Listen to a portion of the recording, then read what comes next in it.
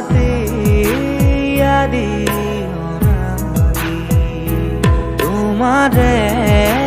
নামৰ ৰাগিনী মুঠৰে তৃষা সামৰি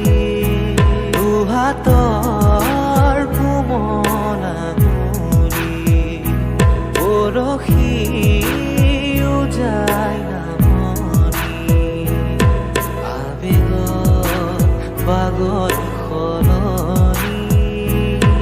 উশাহৰ গভীৰ পিয়াহ তোমাতে লিখা জীৱনী তুমি যে